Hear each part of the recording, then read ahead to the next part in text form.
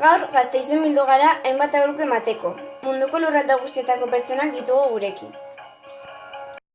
Orain, Gasteizen gertatzen dena ikusi nahi baduzue, nirekin etorri. Gustatzen zait larruaz egindako arropa, baina gaur egun oso ongi jaintzi gaitezke animaliak hilgabe.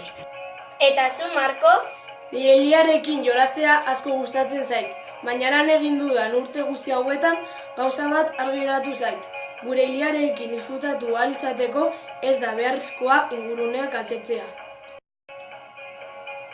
Eta zu, Lola, zer kontatzen diguzu?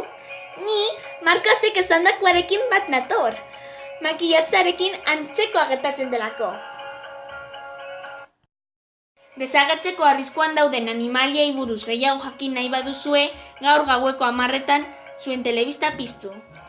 Lehenengo aholkua! Ez fidatu haragirik gabeko janarietaz. Osagaietan haragirik ez daramatela ziurtatu eta jan dezakezue!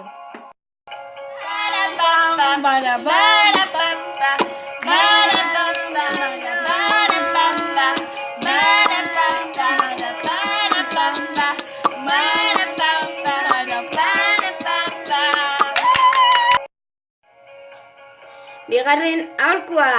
Birziklatzen badugu, hiperpoloa zaintzen lagunduko dugu. Horretarako jolas bat egingo dugu.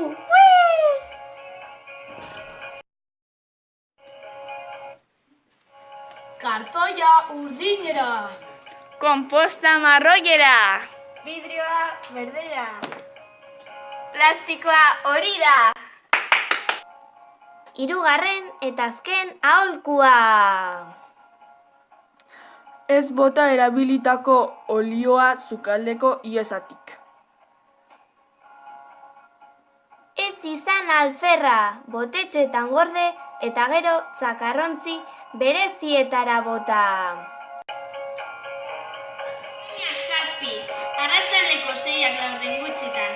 Gure Disney lagunekin mundua ezagutzera zatoz? Animatu zaitez!